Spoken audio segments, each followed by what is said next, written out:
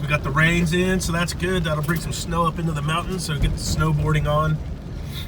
And it'll keep the drought away, so that's good. Got a couple ice makers to look at this morning, and who knows what else. It's like 7 o'clock in the morning. Let's get out there and see what we get into. Ooh, rainy. And probably one of the worst ice makers ever made was this design. I honestly hate these freaking things. I got the Code 5 on my sump. Water temperature sensor right here has failed. Look where they put this thing. It's built into the water too.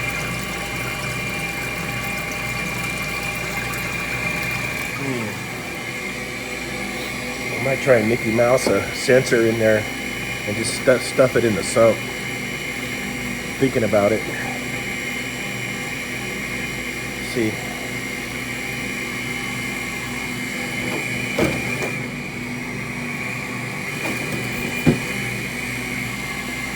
Probe was going in the defrost early and was scaled up, but I broke the wire off it, so I got to solder it back on there. But I'm getting it all cleaned up now.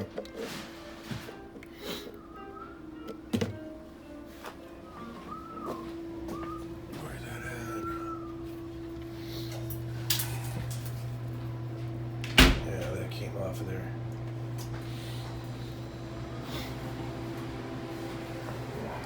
Just got my soldering iron. Let's see about getting this back on there. Working on turds. And the switch has gone wonky right here. Usually because the condenser gets dirty, it overamps. I got the replacement switch right here. And we have to take this cover off to get in there and push this out to replace that. So you can depress the two tabs, push that thing forward.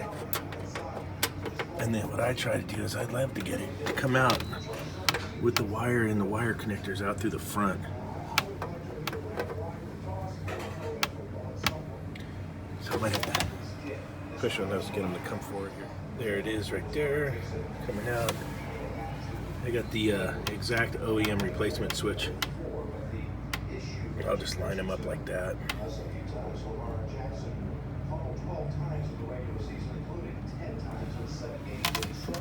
Okay, that's the new switch. That's the old switch. And you can get those. And you usually can just push that right back in there like that. Off, on. And then this one here had gotten super wonkus. Sometimes it would make, sometimes it wouldn't. And then of course, we had already cleaned up the coil on this one. So now we can plug it in, put the cover back on, and we'll check it out. Got it plugged in. Roll of foil tape under here. I wonder what that's for, but let's see what happens. There it goes, back in action. That's your air vent right here for this. I don't like that. The thing sits in this cabinet. And that's it for air. But that's changing out a switch on one of these salad reefers. That's how you go about it. This old Perlick setup right here, drink cooler. I came out on Friday night and I put a thermostat in that wasn't the right thermostat, but look, it got it by without icing the coil up, I think. Yeah. Without icing up the coil, and I got the Perlick OEM thermostat, the proper thermostat for this unit.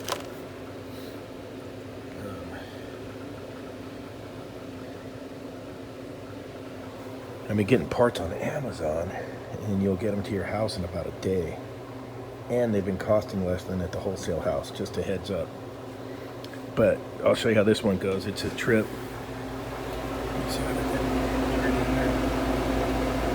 Just to get them by, because the wire terminals on this one's going to face in frontwards like this. And then the wire terminals off the side, and the wires coming out there real short. But I got them by. So the main thing you want to do is get that dude unplugged. First and foremost. Whew. Then you want to take a sip of your coffee. Look at that. got Pete's today. Oh, that's good. This is the restaurant I need the heater parts for. It's about 58 degrees in here right now. And I won't have the parts till Monday still, so stay tuned. All right, where'd I put my drill at?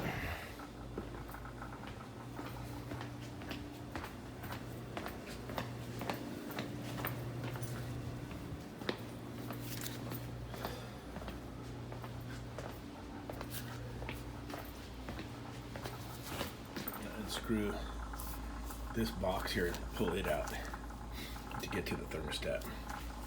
Look at my Mickey Mouse hacker special. Got him by. Hey, got him by.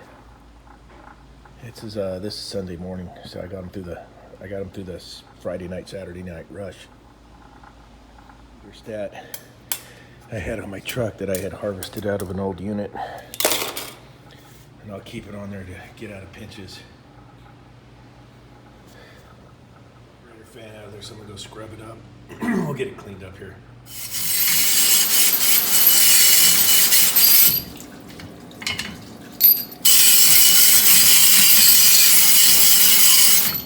Cleaned up. You'll see the probe's made to be held right there on these Perlix. So I always find it important to get the OEM thermostat that goes for the unit. And then I got some cleaning up to do here. This is a really old bottle cooler. Still working good. Everybody's back together and running. And we'll check and see where we cool down to. Coming down. And that's it for these old Perlix, super old Perlix bottle cooler. Great unit. Old stuff was built really well. And my temporary stat has served its lifespan. It's going to go right in the trash. And this one's down. We'll go see how the Chargers are beating the Ravens or not. I think it's Sunday morning. That was the morning game. Okay, so that's it on that little Sunday morning activities with NorCal. I put the switch in that salad reefer, and then I got that thermostat in on that old bottle cooler. For you new guys, I don't know if you'd be able to do that. You probably have to play by your company policy, and by play I mean obey. You know, you don't want to upset the company you work with or your boss. Since I'm doing it for myself, I have relationships with these customers. They're my friends. They're not just you know, a customer. So they wanted that bottle cooler working. They called me on Friday. Actually, Thursday night they called me. I couldn't get out there till Friday afternoon. And I do. I will harvest parts off old units just to get out of pinches like that. Now that thermostat I had used on there, you probably couldn't do that if you worked for a company because they don't want you to even temporarily install used parts. I'm not telling you guys to do what I do. I'm just showing you what I do on my videos and how it helps my customers. I'm in a different situation. And that temporary thermostat was a used stat that got them by for the weekend. It's now Sunday morning. I got the right parts. I did mention I bought that part on Amazon. I'm having great luck getting parts on Amazon. And I should have gotten the parts for their heater from Amazon. It's raining out there because they're still without heat. Because I got my parts from the Bryant distributor here in town. They don't stock too much in that store, so it had to come from their corporate. So I'm not going to have it till tomorrow, which is Monday. So they went all week and all weekend without heat in their restaurant. Not cool. And I did find that carrier replacement board from ICM for probably $70 cheaper on Amazon. And I'm telling you guys this because a lot of you guys have your own businesses, watch my channel.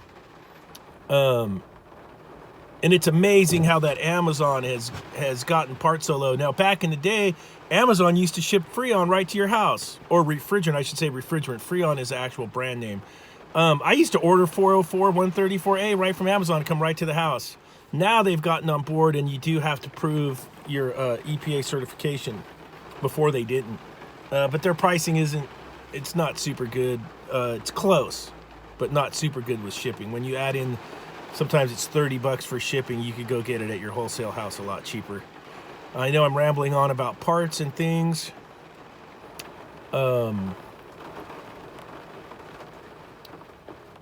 but I wanted to explain what I was doing on that job there. So, and on that particular Perlick, oh, I remember now. That particular Perlick, you want to use the OEM thermostat on there because it's designed.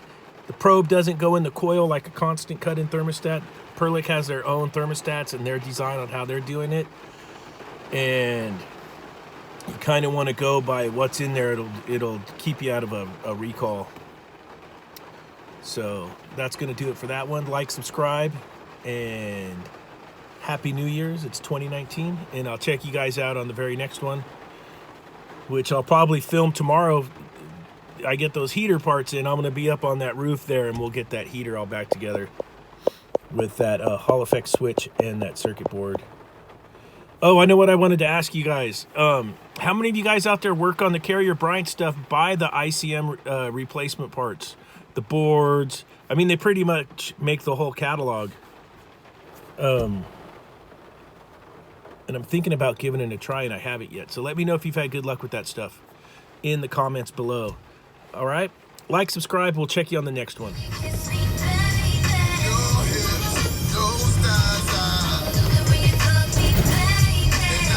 Whoa, was that the F word?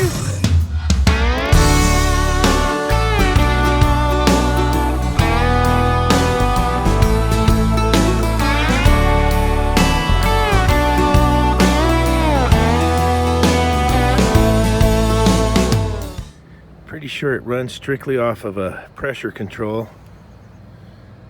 There's no solenoid or thermostat. Look at this peach.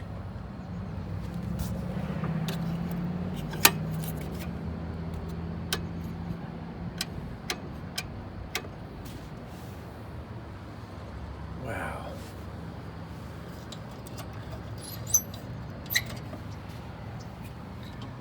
Ooh, she's hot. Probably cycling off a high head.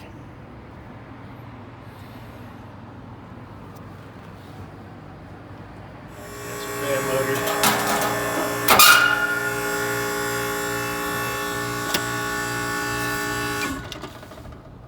It's good to know that none of this is in play anymore. This is not being used. It looked like it was. Everything's going over here. So that's funky. Funky, man.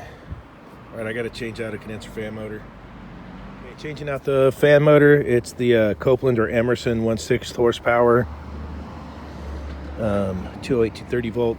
You've seen in the past where I've had the Packard replacement motor for that, and today I'm going to show you the Mars replacement motor for that.